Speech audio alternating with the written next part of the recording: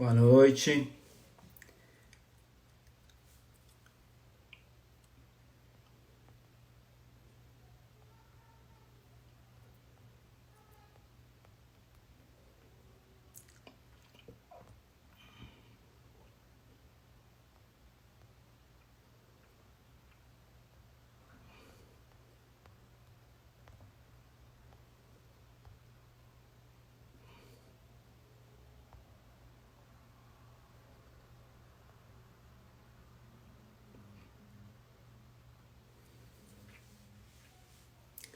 Boa noite.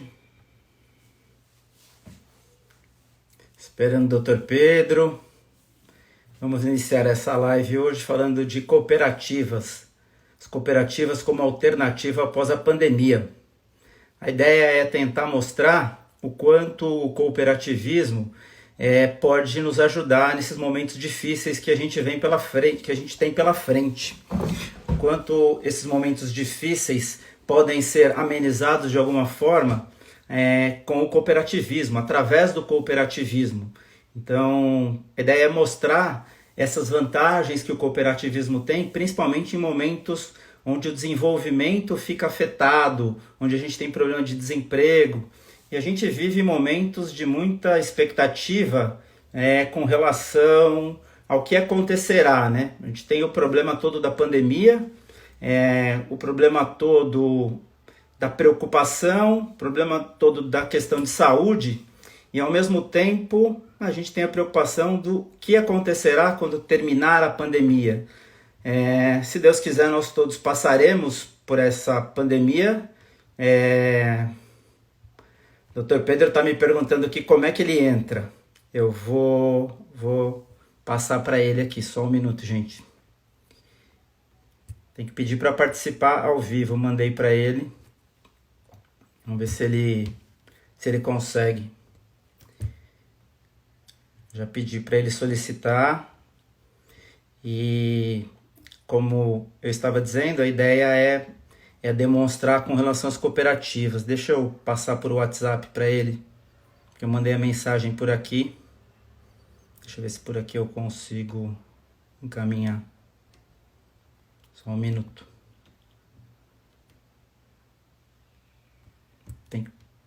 Eu encaminhei a mensagem para ele está aguardando para entrar.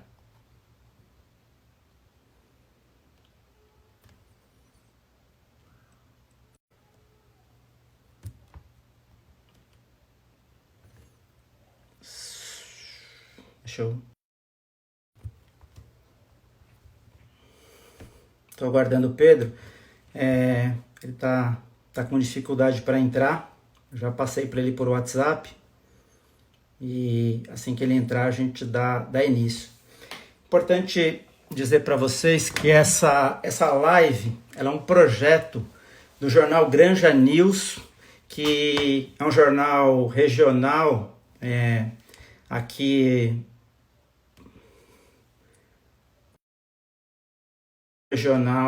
da Granja Viana, de Alphaville, também eles atuam na Flórida. É um projeto em que, considerando a pandemia, eles estão convidando alguns profissionais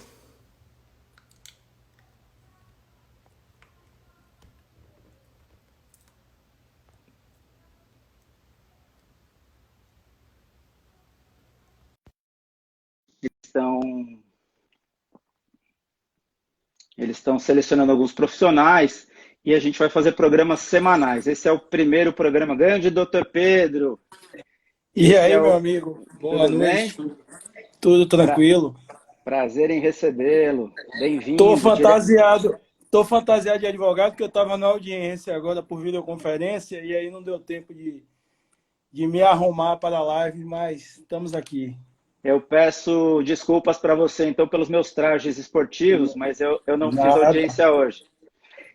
Pedro, eu estava aqui passando para as pessoas que estão nos vendo qual é o nosso tema, cooperativas como alternativa após a pandemia, e dizendo que esse é um projeto do Granja News, jornal Granja News, que vai fazer programas semanais. Então, o programa que a gente vai tocar lá chama Direito em Pauta, será toda semana. E aí eu tenho a honra de recebê-lo como primeiro convidado.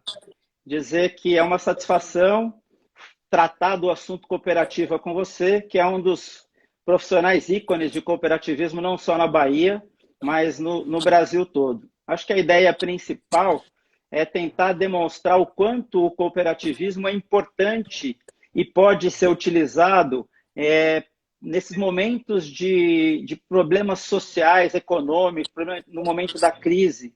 Então, eu queria bater um papo com você nessa linha, de demonstrar como é que as cooperativas e o cooperativismo podem ser importantes, já que a gente passa por um momento difícil, principalmente de saúde pela própria pandemia, mas se Deus quiser, a gente, passando a pandemia, a gente tem que reacender a economia, reacender os novos negócios, para que a gente possa superar também os problemas todos econômicos que vêm pela frente, que, na verdade, a gente sequer sabe qual o tamanho e qual a proporção. Então, eu queria agradecer o seu convite, dizer que é uma honra tê-lo no primeiro programa, que a gente terá outro, certamente com a sua participação novamente. E eu só queria, antes de você iniciar, te apresentar de maneira adequada.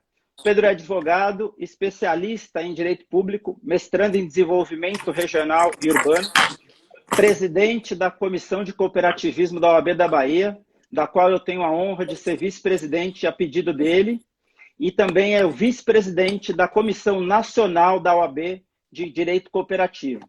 Pedro, é com você, amigo. Vamos lá, Tino, doutor Constantino Morel. Imagina, pode me chamar de Tino.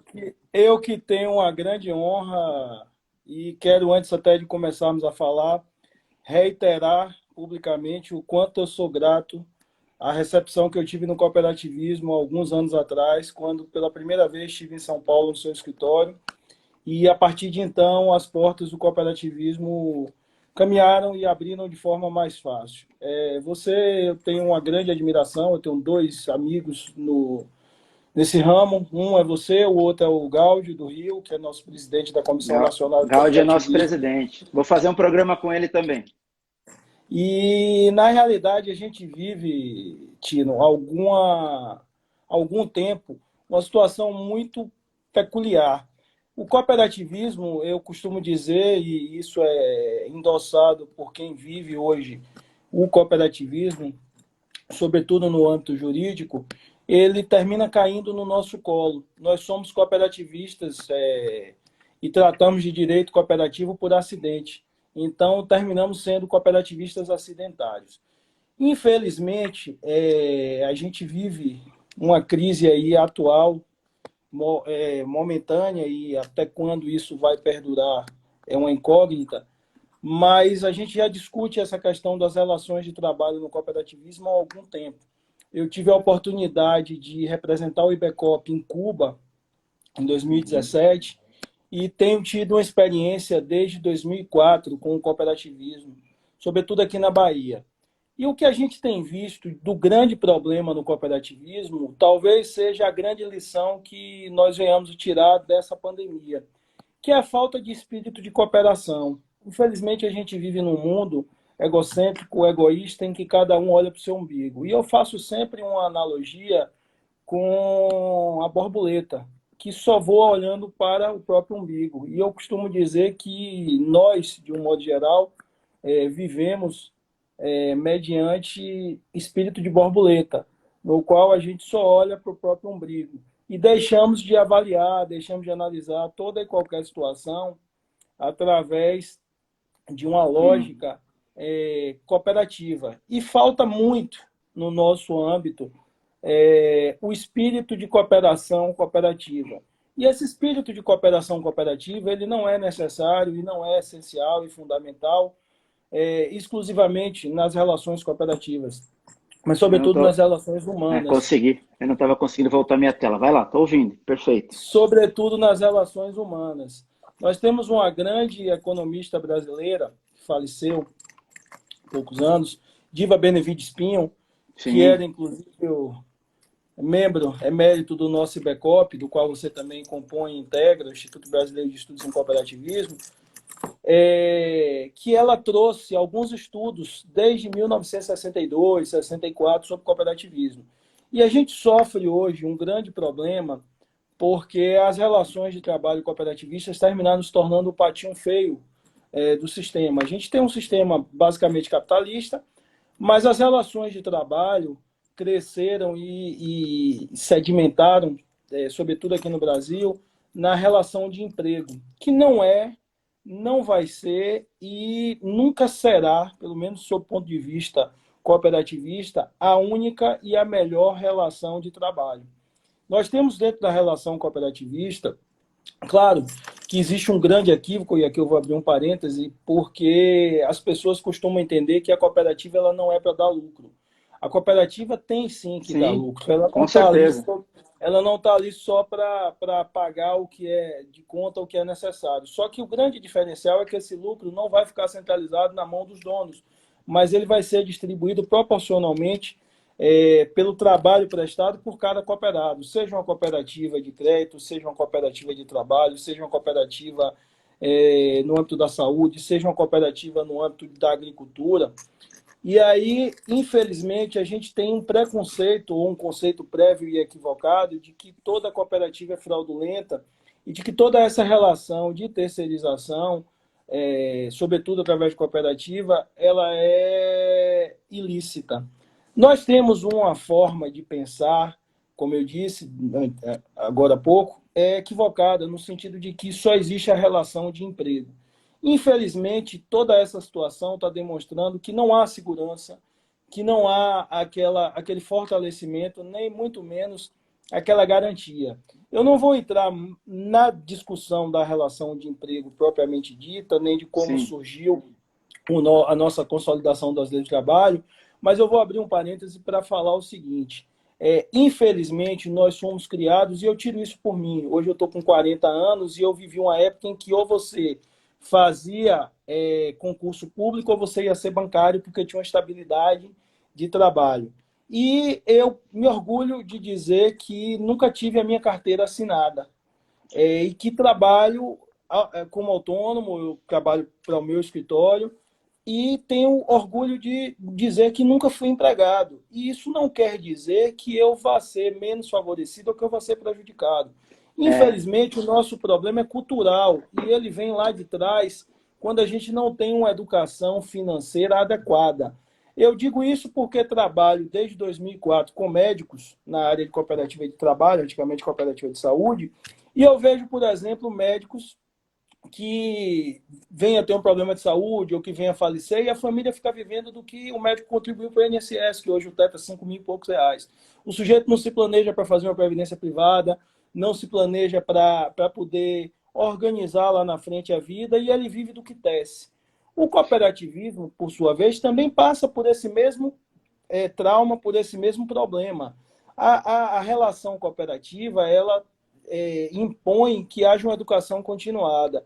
E dentro dessa lógica da educação continuada, é extremamente importante que tenhamos uma educação financeira e que essa educação venha da escola. Você tem um netinho aí e era interessante que ele começasse a vida dele tendo educação financeira.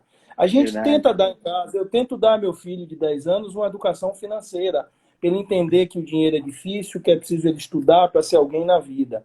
E eu tive isso dentro de minha casa. Eu perdi minha mãe com 16 anos e o que ela me dizia, meu filho, eu só vou te deixar o seu estudo. E efetivamente eu consegui chegar onde cheguei, onde estou hoje, com o meu estudo.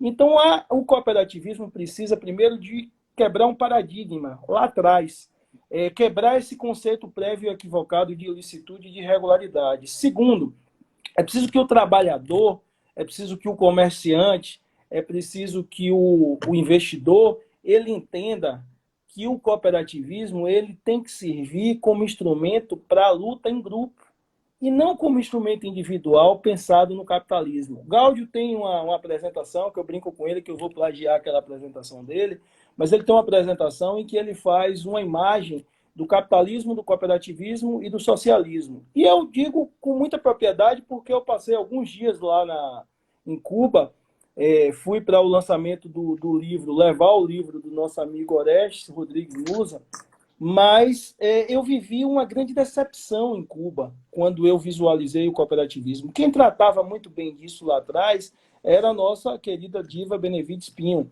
que trata da diferença. Tem até um livro que eu brinco aqui em casa quando a menina a secretária vem arrumar, eu digo, ó, não mexa nesse livro meu cair nos pedaços não, que é o que eu mais gosto. Mas os Você livros sabe da que Diva eu comprei já antigos e tal, mas assim, o que é que acontece? O socialismo em Cuba, ele tem um dono, que é o governo. Ainda brinquei lá, eu fiz um estudo em algumas cooperativas, uma cooperativa de casa noturna, uma cooperativa... porque lá vocês têm a CNA, que é as cooperativas não agropecuárias, e as cooperativas agropecuárias. Uhum. Aqui na Bahia, a gente tinha, até 2012, 2011, eu trabalhei na EBDA, Empresa Baiana de Desenvolvimento Agrícola, fui assessor jurídico lá, e nós tínhamos 650 mil famílias de agricultores familiares atendidos. Eu me lembro, e às vezes eu passo por Itaberaba, tem uma cooperativa de abacaxi, em Mucugê tem uma cooperativa de morango, tinha uma cooperativa de flores que fechou, e eu me orgulho de ver que eu participei daquele embrião daquilo ali. Infelizmente a EBDA foi fechada, e nós tivemos por parte do governo a criação de uma secretaria, que a meta dessa secretaria, quando foi criada, era atender no final do mandato 250 mil famílias. Olha, Não, nós não, 650 mil em 2011. não entra muito nessa esteira de trocar cooperativa ou de trocar aquilo que está dando certo por secretaria ou por órgão público, porque aí você vai me obrigar a dizer que tem interesse, a gente sabe quais são os interesses por trás disso, né? Porque o grande segredo da cooperativa, não querendo cortar aí a tua brilhante fala, o grande segredo da cooperativa é que o cooperado é o dono do negócio, diferente da empresa. E aí, quando você tem o dono do negócio, é diferente de você trabalhar, como infelizmente a gente está acostumado a trabalhar no nosso setor público. Você é mestre, está na área pública, e aí, assim, o que às vezes causa revolta é você perceber que experiências que estão dando certo, mas que impedem o gestor público, de certa forma, de ter a sua mão manipuladora no negócio, acabam não dando certo. Por isso que o tema escolhido é exatamente nessa linha, cooperativa como alternativa. Até vindo de encontro com o que você disse do capitalismo e socialismo, o que a gente entende é que a cooperativa seria a terceira via. Ela não é nem o capitalismo e nem o socialismo, porque os dois modelos realmente apresentam, cada um dentro das suas especificidades, os dois modelos apresentam problemas. E eu vejo, particularmente, você sabe disso, que eu sou um defensor do cooperativismo, eu acredito de verdade que o cooperativismo é essa terceira via e realmente é a solução para melhorar a condição do nosso povo pobre, para melhorar a condição do nosso povo que precisa ter uma distribuição de renda. Se você levar o cooperativismo, o modelo cooperativo, aquilo que efetivamente é o cerne do seu desenvolvimento, ele vai ser uma ótima medida de distribuição de renda, de redistribuição de renda, porque o lucro fica naquela comunidade, com aquele cooperado, e a gente tem vários exemplos de que isso traz melhorias em todos os aspectos dentro daquela comunidade, porque aquilo que dá de lucro, como você disse muito bem no início da sua fala, ele fica ali naquele local, ele não tem um dono da empresa, e ninguém aqui está crucificando o capitalismo, ninguém aqui está criticando o capitalismo, mas quando você tem um dono, o resultado daquele negócio, ele sai às vezes daquela cidade, ele sai às vezes daquele estado, ele sai às vezes do país, como a gente tem muitas multinacionais, e a diferença do cooperativismo para esses momentos é que o resultado desse trabalho, o resultado dessa atividade, independente do ramo da cooperativa, ele fica no próprio local, fazendo uma redistribuição de renda automática, direta e imediata. Tino, me permita só arrematar. Na realidade... Você tem uma hora para falar, fica à vontade. Eu fiz essa introdução, vou concluir nela para chegar exatamente nesse ponto. Então, infelizmente, nós tivemos um modelo criado numa lógica de que eu tiro como exemplo esse do agricultor familiar, porque eu vivi alguns anos essa experiência. A questão política aí é pano de fundo dentro da nossa discussão aqui, dentro da nossa tratativa. Mas é importante entender que o brasileiro, como um todo, ele vive exclusivamente de duas frentes. Ou ele vive de pedido de emprego, e aí que surge uma série de situações que eu não vou adentrar aqui, porque não é o nosso tema, e esse emprego ele vai ser emprego público ou emprego privado. O emprego privado é aquela garantia de que o cara vai ter uma segurança, de que vai ter direitos mínimos. Você fala muito bem sobre esse tema. O cooperativismo não tem direitos mínimos, ele tem melhores condições. Eu me lembro de Verdade. ter assistido aqui na Bahia uma palestra sua, que Paty estava lá à frente, foi homenageada, inclusive levantou, emocionada, mas Eu não o que a posso gente, chorar nessa live. Eu chorei na última e eu prometi que essa eu não posso chorar. mas, enfim, o que é que a gente tem nessa lógica aí? A gente tem um problema grave, que hoje se negocia política através de emprego público, de indicação. E existe uma máquina, e eu chamo isso de máquina, não do judiciário, mas existe uma máquina que trabalha no sentido de ingressar com ações trabalhistas de terceirizados de entes públicos. E pelo âmbito privado, a gente fica com aquelas artimanhas e aquelas, vamos dizer assim, estruturas trabalhadas no sentido de que o trabalhador é sempre beneficiado. Nós temos um judiciário independente, eu não estou aqui fazendo uma crítica ao judiciário, não estou aqui fazendo uma crítica à necessidade Até porque de que quando a gente não acreditar mais no judiciário independente, tudo perde o sentido.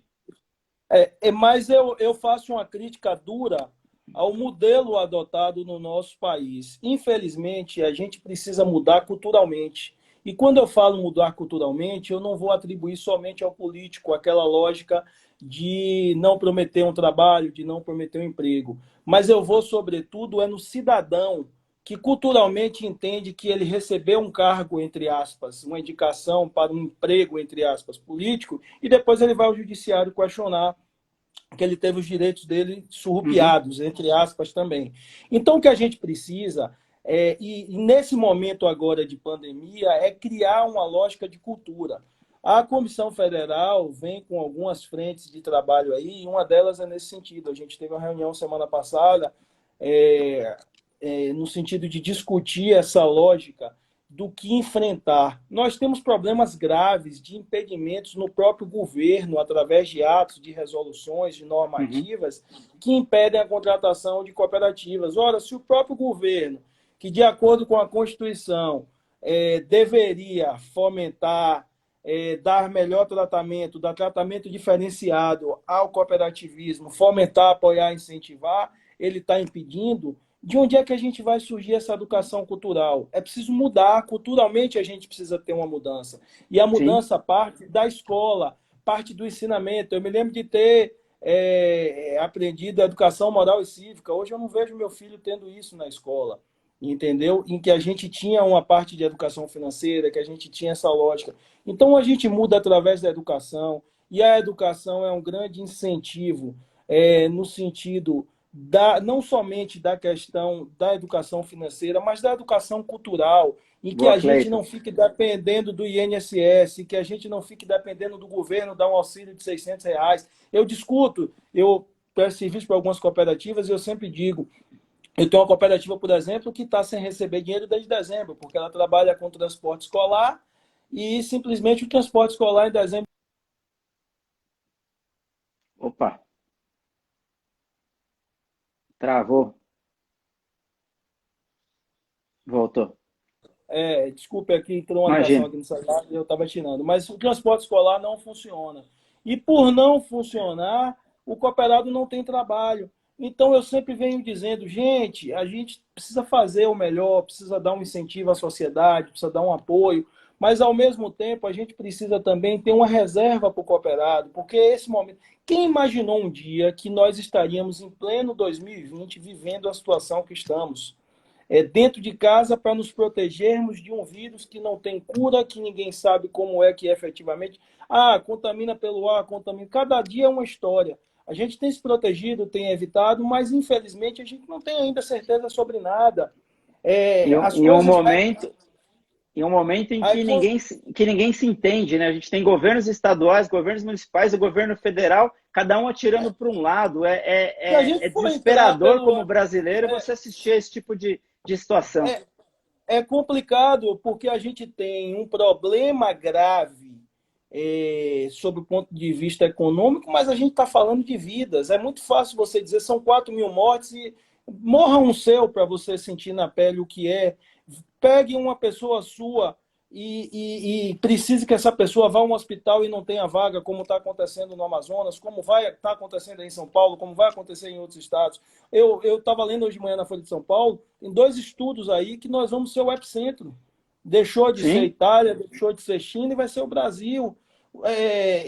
E aí eu digo, não adianta criticar somente a pessoa de baixa renda que está na favela, que está no convívio. Até porque o vírus chegou pela alta, pelo quem tem alta renda, né? O vírus veio de cima para baixo. Sim, infelizmente a gente tem uma falta de cultura. E a nossa falta de cultura vem de lá de trás, da nossa colonização. É preciso entender um pouquinho de história para se Mas nunca é chegar em tarde para qualquer mudar. situação. Acho que eu brinco todo dia, é uma lição que meu pai me ensinou. Não seja martelo para o prego dos outros. Eu vou continuar lutando pelo cooperativismo, vou continuar entendendo que o cooperativismo ainda é, como você bem disse, uma terceira via, mas no meu entendimento, o melhor caminho para se solucionar a questão do trabalho, entendeu? Então a gente precisa. Tem um livro de Robert Castell, que meu primeiro orientador no mestrado me apresentou, que ele trata exatamente disso. A gente precisa entender que a força do trabalho ela tem que ser fortalecida. Infelizmente, e eu não sou contra o capitalismo está vindo de uma forma muito ofensiva e ostensiva. Muito se discutiu no final do governo Temer, no início do governo atual, a questão da relativização, daquela flexibilização da legislação trabalhista. Gente, a Esse gente governo, precisa. esse governo atual foi proposital, para não falar o nome do presidente? Não foi isso não. É porque, na realidade, eu não quero entrar muito na seara política. O que eu quero deixar claro é que, independente de quem esteja lá, a gente precisa ter uma mudança cultural, uma mudança na educação. E o cooperativismo só vai ser desenvolvido, felizmente ou infelizmente, através disso aí. E espero eu que, sendo cooperativista, que entendendo que o cooperativismo é uma solução para a relação de trabalho, a gente possa convencer os trabalhadores de que eles vão para a cooperativa não ser empregados do presidente ou do dirigente, mas que eles vão para lá ser donos do negócio e que eles precisam efetivamente. Tino, é impressionante como o judiciário ainda enxerga que o sujeito tem uma escala no hospital, você trabalha muito com isso aí, e que ele... Perdemos você. Voltou. que ele pode abdicar daquela escala em função da autonomia que ele tem. Gente, autonomia não quer dizer impedimento à submissão ou sujeição a regras. Até isso. Senão vira anarquia, né? É isso. Infelizmente, as pessoas utilizam... Eu já vi sentenças em que consta que não tem apoio funeral, não tem auxílio para o sujeito ser sócio de um clube recreativo. Gente, a gente está falando de alimentação. Nós estamos falando de pessoas que estão recebendo R$ 600 para poder comer.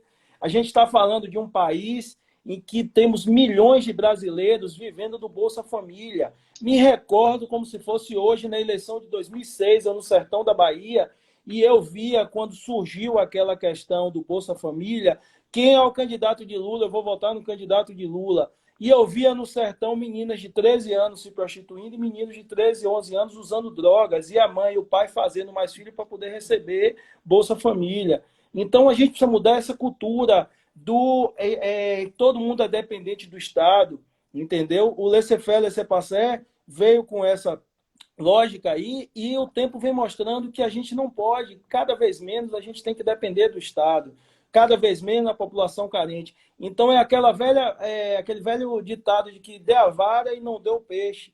Só que isso precisa ser demonstrado através de mudança de educação, de mudança de cultura. Nossos filhos, netos, que vão mudar essa lógica. A gente precisa hoje entender e demonstrar, e eu espero que com essa pandemia o cooperativismo surja, não como a única solução, nem como a solução, mas como mais uma solução, como você falou, como mais um setor, como o terceiro setor, ou talvez o quarto, mas eu entendo que a gente deve... Olha que lógica que nós fizemos há pouco tempo atrás. Vou fazer uma analogia. Nós tivemos, durante muito tempo, um serviço de táxi péssimo, extremamente caro. Sensacional. No Brasil.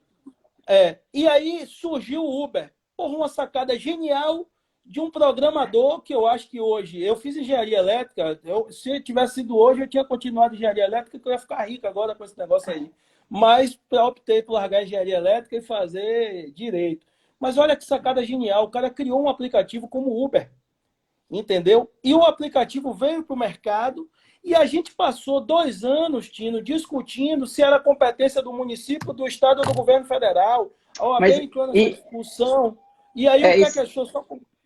claro. O que é que acontece? A gente teve uma grande vitória, que foi a melhora na qualidade e a redução de preço. Hoje, as empresas de táxi, nós tínhamos aqui na Bahia, por exemplo, a Teletaxi.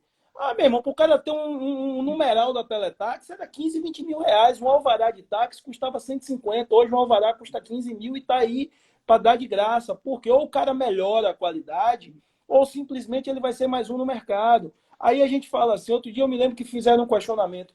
Por que que na advocacia não tem cooperativas? Eu disse, há um impedimento legal, há um óbice legal. Mas o grande problema é que as pessoas olham o colega como concorrente, entendeu? A gente tem que entender que está todo mundo ali no mesmo barco.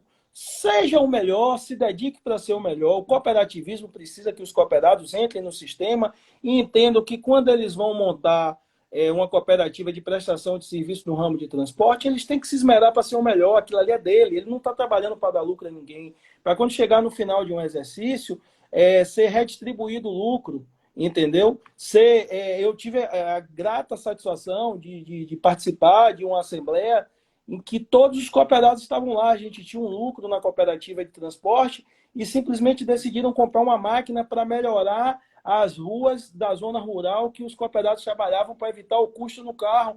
Gente, isso é coisa de outro mundo. Por outro lado, eu tive numa cooperativa de morango, em que a maior despesa que eles tinham era com transporte, e os caras não queriam tirar R$ 500 de cada produção, 18 ou 22 cooperados, para poder comprar um caminhão, para deixar de ter um terceirizado fazendo o transporte. Eles vendiam uma caixa de morango para o atravessador a R$ 5. Quando montaram a cooperativa, passaram a vender a 13, podiam vender a 18, porque eles iam pegar o transporte e ia ser deles. Não quiseram. Teve um grupo que quis ir para fazer um estudo, acho que no Sul, salvo engano, para plantar morango suspenso. Só 4 cooperados tiveram interesse, os outros não quiseram gastar R$ 1.000, investir R$ 1.000 para poder ir. Eles investiram do próprio bolso. Os que estão fazendo morango suspenso melhoraram. Aí disse assim, tá roubando a gente. Não tá. É o espírito do brasileiro, é a cultura nossa de que sempre alguém está tirando proveito e que você tem que estar tentando tirar o proveito. Eu dou outro exemplo claro. Aqui na Bahia a gente tem uma norma coletiva da Constituição Civil que você não pode dar o aviso prévio trabalhado, você tem que dar o aviso prévio remunerado. Olha que loucura! Virou uma indústria, o cara trabalhava numa obra por um ano e meio, recebia o seguro-desemprego, recebia o aviso prévio, ficava 4, 5 meses em casa, voltava para trabalhar em outra obra. É isso que a gente quer para os nossos filhos, é isso que a gente quer para os nossos netos, viver dependendo. O cooperativismo está aí como a independência, Gaudi diz isso com muita propriedade, como a autonomia do trabalhador. O problema é que o cara deixa, às vezes, o sujeito deixa de ganhar um salário mínimo para ganhar R$ 1.500, R$ 2.000, e ele entende que ele não deve guardar aquilo ali para aplicar numa previdência privada, que ele não deve. Aí você diz assim, mas o cara que Mas ganha é R$ falta de 2.000... educação financeira, né? É isso, o cara que ganha R$ 2.000 tem que pagar a conta. E por que paga para o governo 22% de INSS? E por que ele não tira? Você entendeu? A gente teve um problema aí em 2015, você viveu isso, nós tínhamos que o tomador de serviço tinha aquela questão dos 15% que pagava 15%. mais. O STF veio e decidiu. Sabe o que o governo federal fez? Disse, tá bom, eu recebia 15 do tomador, 11 do trabalhador, agora eu vou receber 20 do trabalhador porque ele está como autônomo. Você entendeu? Então, infelizmente, a gente fica de mãos atadas, porque o governo, que deveria ser o maior incentivador, o maior apoiador e o maior fomentador, o Diogo Até por Figueiredo, previsão constitucional, né? Até por previsão o constitucional. falecido Diogo Figueiredo já falava isso desde a década de 1960, e quem melhor fala sobre isso, entendeu? Também membro emérito lá do nosso IBECOP. Infelizmente, a gente não tem essa educação.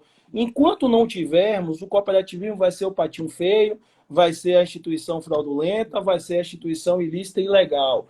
E aí, para concluir esse arremate, eu digo o seguinte, infelizmente, Ou a gente muda a lógica cultural e a lógica educacional, ou a gente vai continuar tendo essa triste realidade de que a relação de emprego é melhor. Por que a relação de emprego é melhor? Porque o cara tem seguro-desemprego, porque o cara tem aviso prévio, porque o cara... Gente, no cooperativismo você reúne 7 trabalhadores, você consegue buscar uma negociação melhor, 7, 10, 15, 20, 50. Olha que loucura! Nós temos discussão lá em cima, no CAD, com relação às cooperativas de trabalho de profissionais específicos, cirurgião de joelho, cirurgião de ombro, cardiologista. Simplesmente o Ministério Público do Estado da Bahia fez uma notificação lá dizendo que havia reserva de mercado, porque os médicos criaram cooperativas para brigar com os planos de saúde, para receber uma melhor remuneração, entendeu? Não é que ele queria... eu me lembro que eu participei de uma assembleia que teve um médico que disse assim, o procedimento desse a gente ganha R$ 250 do plano de saúde, a gente tem que cobrar 5 mil. Aí um médico pediu a palavra e disse, não, quanto é o valor justo para um procedimento desse? Ele disse R$ 1.000, ele disse, é o que a gente vai cobrar. A gente não está aqui também para tirar proveito, a gente está aqui para melhorar a nossa condição. Sim, e aí sim. Os médicos deixaram de prestar serviço sozinhos para os planos de saúde e simplesmente o Ministério Público do Estado da Bahia foi e notificou o CAD e instaurou processo contra todas essas cooperativas, entendeu? No sentido de que havia cartel, havia... Não existe, é a melhor condição. Aqui na Bahia a gente tem uma cooperativa antiga, que eu me lembro que não se fazia cirurgia se não pagasse o anestesista particular. Aí o pessoal entrou, conseguiram regular o mercado. Você vai para Sergipe, você não consegue um pediatra lá se ele não for particular, o cara não faz para o plano. Por quê? Porque recebe muito pouco. Então, essa lógica, Gáudio dá um exemplo claro de um pessoal no Rio de Janeiro que fazia mergulho naquelas plataformas da Petrobras. Os caras ganhavam R$ 700 por cada dia de mergulho, cada mergulho daquele ali, mergulho em grandes profundidades. Depois que eles criaram a cooperativa, passaram a ganhar, cada um, R$ 7.000 por cada trabalho desse. Então, veja a diferença que existe, veja a lógica de melhoria. Ninguém está querendo tirar emprego de quem já tem. A gente está querendo pegar, são esses 13 milhões que não são 13 milhões que semana passada saiu, são mais de 70 milhões de desocupados, porque essa avaliação que sai na mídia é a avaliação dos últimos 30 dias. Quem passou de 30 dias procurando emprego, na conta dessa avaliação, já perdeu. Sabe, tem gente que está aí há um ano desempregado, desocupado. Então, é preciso trabalhar no sentido de educação. A gente precisa pegar esses sistemas S aí e investir em educação, mas investir em educação técnica. Não é pegar o sistema S como existe Sescop e você fazer trabalhos direcionados, focados. Você precisa pegar o sistema S para ensinar o sujeito a trabalhar. O sistema S, através do Sescop, tem que trabalhar nesse sentido, entendeu? E, infelizmente, a gente tem um sistema e um modelo que muitas das vezes direciona e tendencia para as cooperativas de crédito financeiras, porque é quem dá mais lucro de contribuição para o sistema. A gente tem que investir nas cooperativas de trabalho, nas cooperativas de pequenos produtores rurais. Isso aqui preciso. Gente, olha que negócio maravilhoso. A gente está com dificuldade de comprar fruta e verdura. O pequeno produtor que produz tomate, que produz cebola, ele se reúne num grupo e a partir daí ele vai simplesmente distribuir e vender numa melhor qualidade, numa melhor condição. Não vai ter o atravessador para ir lá comprar dele, para vender. O cara que tem 10, 15 tarefas, Chino, que produz tomate, coentro, cebolinha em pequena quantidade, ele se reúne com outros produtores e eles vão vender de uma melhor forma, compra um caminhão depois para distribuir, sabe? O governo não dá incentivo. A gente está nessa crise toda aí, saíram 2 normas aí com relação a financiamento e empréstimo para as cooperativas, mas nada que solucione o problema, entendeu? É preciso pegar esse pequeno produtor rural. O nosso procurador-geral, outro dia, deu uma entrevista, o procurador-geral da República, deu uma entrevista aí, brilhante na CNN, e ele trouxe um fato extremamente importante. Ele disse, olha, a solução para isso aí está no campo. A gente precisa criar essa lógica do pequeno produtor, do agricultor familiar. E são as cooperativas agrícolas que funcionam muito bem. Deixa eu te dizer um negócio. A gente viveu alguns dias aí que aqui, por exemplo, que está com restrição nos mercados, você vê o tamanho de fila que é para entrar em mercado, a dificuldade. Eu me lembro que eu pedia por delivery, chegava no dia seguinte, agora são de 48 a 96 horas para eles entregarem o delivery. E é o cara que está produzindo lá na ponta, é ele que está sustentando a gente, é o pequeno produtor. As grandes indústrias agropecuárias, elas vendem em grande quantidade, mas é possível que esses pequenos produtores se reúnam e que eles busquem uma lógica de melhor remuneração para a venda de seu produto. Isso é trabalho. Não é porque ele está vendendo um produto ali, mas o produto é fruto do trabalho dele. Ele não vai trabalhar para ninguém. Ele não vai trabalhar indiretamente para as grandes empresas. Hoje a gente vê muito falar diz assim, você é o quê? Eu sou empreendedor. O empreendedor é o cooperado, que está ali na ponta, lá embaixo, plantando, fazendo, ou que está produzindo, ou que está vendendo o seu trabalho.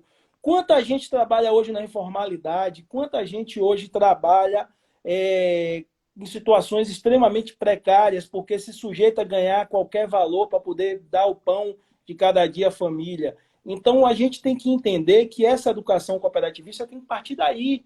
É uma das lutas minhas lá na Comissão Federal, no sentido de que a gente precisa, infelizmente, inserir a educação onde não está inserido. Infelizmente, a gente está vivendo no ano 2020 com uma lógica de que você não tem educação financeira, você não tem educação cooperativista lá embaixo, na ponta. Sim. Nosso filho, seu neto, quando começar a estudar, vai ter que começar. Gente, você olha nas escolas hoje, a competição, é quem foi para a Europa, é quem foi para não sei aonde, ou seja, uma criança já cresce competindo com a outra. Você não tem aquele espírito de cooperação. Você viveu essa fase, eu vivi uma fase de transição disso aí, mas a gente ainda tinha esse espírito de cooperação entre nós, entendeu? Eu tenho um amigo meu de infância que ele diz, rapaz, a amizade é aquela da inocência que a gente aprende lá atrás. Eu acho que a gente constrói a amizade ao longo da nossa vida e eu não vamos dizer assim, quantifico o que tem. Mas essa coisa da inocência hoje, quantos colegas você vê com inveja? Fernando está dizendo que o João Gabriel já está investindo. Muito bem, educação financeira. Tá, deixa eu te fazer uma provocação. Me fala uma coisa. Vamos, eu acho que está brilhante. Eu estou aqui deixando você falar, porque essa é a ideia mesmo. Você é o convidado e eu estou aqui para te ouvir. As pessoas estão gostando da linha que está tomando. E o objetivo era esse mesmo. Eu fiz questão de te convidar para o primeiro programa, exatamente porque eu sei dessa sua desenvoltura para falar e de quanto você é apaixonado pelo tema e principalmente quanto você conhece. Então, até para esclarecer para as pessoas que estão nos assistindo, a doutora Aparecida Santana, juíza do trabalho, várias outras pessoas, amigos, a Thaisa de Volta Redonda, e a ideia é assim, eu tenho deixado o Pedro falar e não tenho interrompido, porque a fala dele, ela vai muito de encontro com aquilo que eu falo. A gente tem o mesmo pensamento com relação à cooperativa e o que você está trazendo com relação à educação, com relação a essa via alternativa que é a cooperativa, os exemplos que você está trazendo são exatamente para engrandecer o tema cooperativismo. Eu queria te fazer uma provocação. Tenta detalhar para quem está assistindo, Pedro, o que é para você a principal diferença entre uma empresa e uma cooperativa? Em poucas palavras, o que é o cerne da diferença? Por que a gente defende, eu e você, o Gáudio e tantos outros, a gente tem aqui o Dr. Valdir Coloca aqui em São Paulo, Daniela, que defendem também. Por que a gente é apaixonado pelo cooperativismo? O que fez você disse que esteve no meu escritório e teve o primeiro contato, uma honra para mim. O que faz você acreditar mais no cooperativismo? E a gente não está falando agora em momento de pandemia, como as empresas podem contribuir para que a gente desenvolva o país após a pandemia? Qual é a principal diferença que a gente poderia apresentar para quem está nos assistindo? Tino, eu vou sair um pouco do usual, do conceitual teórico, e eu vou lhe citar duas situações. Eu vou lhe citar dois casos. Você tem total liberdade. Um, inclusive, envolvendo você e o outro envolvendo uma pessoa que eu admiro muito, que você conhece, que é minha mãe está assistindo. Minha mãe está assistindo. Cuidado com o que você vai falar de mim. Vi que é do desembargador aposentado Raimundo Antônio Carneiro Pinto, de quem eu tenho a honra de ser afilhado e que muito me ensinou e me ensina até hoje. Mas assim, eu vou lhe responder fazendo uma provocação. Por que é que você, para mim, foi um grande incentivador no âmbito do cooperativismo. E por que eu tenho essa gratidão imensa por todo o acolhimento que você me deu? Porque você teve uma coisa que falta, que é o espírito de cooperação. Você, naquele momento, me abraçou no seu escritório, sem nunca ter me visto, levado pela Sandra, a Fetrabras, e Sim. aí me disse, vamos almoçar. Me lembro que a gente atravessou a rua, foi almoçar, comemos uma carne e passamos a tarde falando de cooperativismo. Quando voltamos, já no final da tarde, para o seu escritório, você parou de trabalhar, suspendeu suas atividades. Me lembro que o Giovanni estava estagiando ainda lá Giovanni está contigo. aí assistindo também. Seus meninos, eu acho que nem estavam fazendo direito ainda nessa Ainda época, não. o Gabriel e a Fernando. Fernanda, mas enfim, naquele momento você me acolheu e você abriu as portas. Você disse: eu vou ligar para uma pessoa que vai nos ajudar muito. E você imediatamente ligou para o Gáudio, que também teve a mesma postura de acolhimento e de cooperação. Infelizmente, dentro do cooperativismo, a gente tem uma segregação muito grande. Pessoas, às vezes, e entidades, eu não vou citar nomes aqui por uma questão ética, mas entidades que estão no controle do cooperativismo Uhum. segregam informações porque eles entendem que somente através do sistema deles é que essa informação ela é e deve ser fornecida. Eu acho, Tino, que a gente tem, eu brinco, eu tenho, sei lá, meu escritório foi fundado em 2005, portanto são 15 anos. Me lembro, Juvenal José Duarte Neto, meu sócio, que hoje é titular de cartório. Mas segui adiante com essa relação. E passaram pelo meu escritório, talvez, 20 advogados. Alguns muito bons, Uhum. alguns excelentes, alguns que tinham um futuro brilhante, mas infelizmente, num dado momento, o que é que acontece? O individualismo nos leva a seguir adiante. Eu fiz uma escolha em minha vida profissional, e aqui entra a relação com meu padrinho, que é o outro exemplo que eu vou dar, em que eu, já com alguns anos com o escritório montado, meu padrinho se aposentou como desembargador do trabalho, e meu padrinho montou um escritório 3 anos depois, daquele período de quarentena, como se chamava. A quarentena era Uhum. aquela, né? Enfim, depois da emenda 45. Melhor que a de Mas agora. meu padrinho, eu liguei para ele e disse assim: meu padrinho, o senhor está montando um Boa escritório, parte. eu quero trabalhar com o senhor. Aí ele disse assim: mas você com sua estrutura montada, com sua clientela, eu disse: eu quero aprender com o senhor. E não sinto nenhuma vergonha de ligar para você, ligar para o Gáudio, ligar para Valdinei, que é um pai que a vida me deu, ligar para César Oliveira, que também é outro grande amigo, e tirar dúvidas. Infelizmente, a gente vive hoje um individualismo tão grande em que as pessoas não compartilham conhecimento. O cooperativismo é, sobretudo, compartilhar conhecimento. Quando as empresas, estrito senso, elas tratam reserva de informações, reserva de mercado, reserva de trabalho, o que é que acontece com isso, Tino? Você termina individualizando a relação. E a relação ela tem que ser plural. Ela tem que ter esse espírito de cooperação. Eu não tenho, nunca fui professor, não tenho esse desejo de ensinar, mas acho que o ensinamento é para ser compartilhado. E eu parto do pressuposto de que o compartilhamento não é eu chegar, dar mastigadinho para um estagiário que chega no meu escritório ou para um advogado que está trabalhando comigo. Mas é dizer a ele: ó, siga esse caminho, desenvolva nessa linha, entendeu? Então a gente precisa mudar essa lógica de individualismo versus cooperação. O grande mote para mim do cooperativismo é esse espírito de Uhum. cooperação. É essa lógica de que eu estou trabalhando contínuo. Tem uma brincadeira que um colega faz: pô, você prefere ganhar 100 mil reais sozinho ou você ganhar 180 mil reais com outro colega? Não, você prefere que o colega ganhe os 80 para você dizer: ó, ganhei mais do que ele, cobrei mais caro. E não é essa a lógica. A gente precisa compartilhar informações, a gente precisa compartilhar conhecimento, mas, sobretudo, a gente precisa cooperar. Eu acho que essa pandemia está vindo numa lógica aí muito forte e a gente está aprendendo na dor. Eu aprendi muito na dor ao longo da vida e continuarei aprendendo.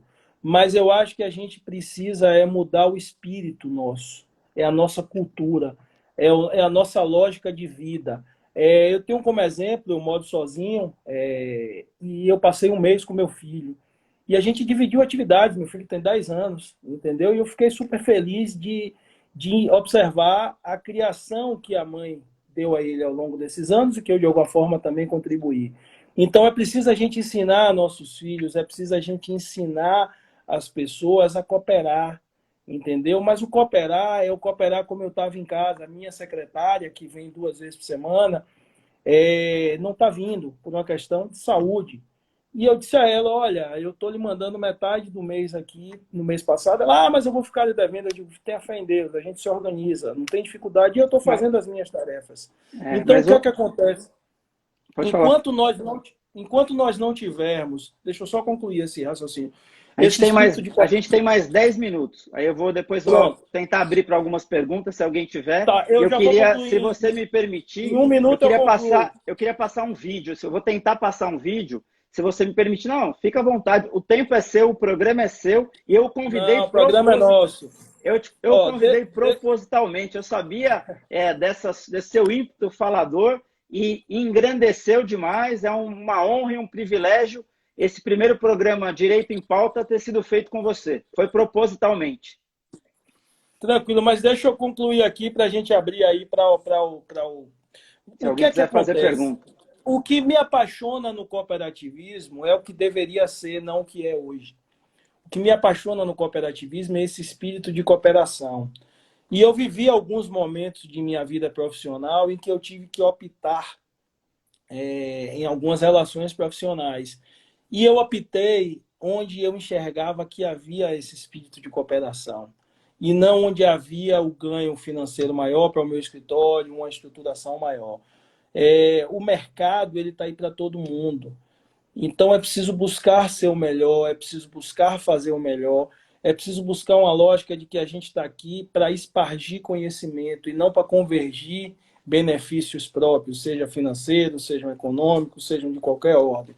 Mas eu concluo dizendo o seguinte: eu acho que o mais importante nessa lógica aí é que a gente tenha uma educação, Tino, uma mudança de Uhum, cultura. Se não tivermos uma educação e uma mudança de cultura, uhum, infelizmente a gente não vai prosperar. O recado que eu dou é que a gente precisa efetivamente uhum. fazer o seguinte: vamos quebrar paradigmas, vamos quebrar conceitos prévios e equivocados e vamos oportunizar que o modelo de cooperação cooperativa ingresse nas nossas vidas. A partir daí, a gente vai estar aberto à educação, à cultura, à educação financeira, à educação cooperativista. E a partir de então, nós vamos poder efetivamente desenvolver o cooperativismo como ele deve ser desenvolvido. É esse o Perfeito. recado que eu deixo aí Tá. e estamos aí abertos Eu vou à tentar passar condição. esse vídeo. É um vídeo que me faz acreditar muito mais no cooperativismo e eu espero que vocês consigam ver. E o vídeo, por si só, ele já responde não só por que eu acredito no cooperativismo, mas ele responde principalmente que a cooperação ela é a solução para a humanidade. Mesmo ele se aplica nos dias de hoje. Eu vou colocar o vídeo, espero que vocês consigam visualizar.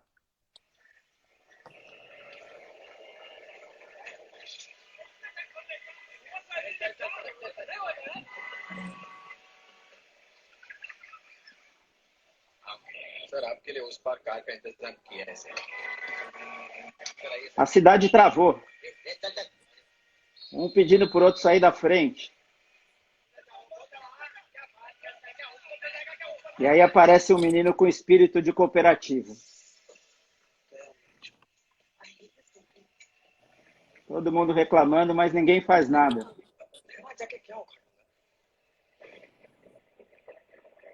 É demais pra gente. Saíram da árvore.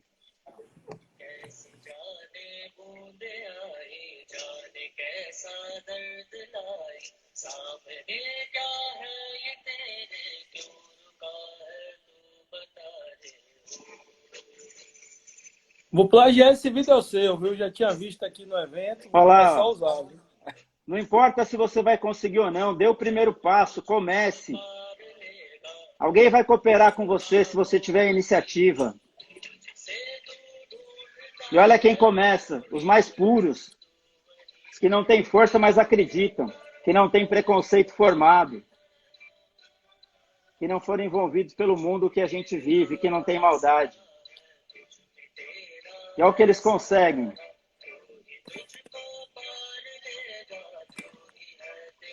Saiu do conforto do carro.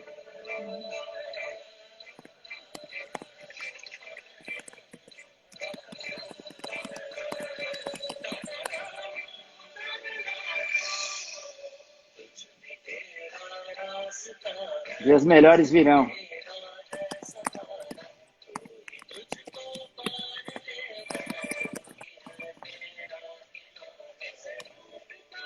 Esse é o resultado da cooperação. Quem devia fazer estava dormindo.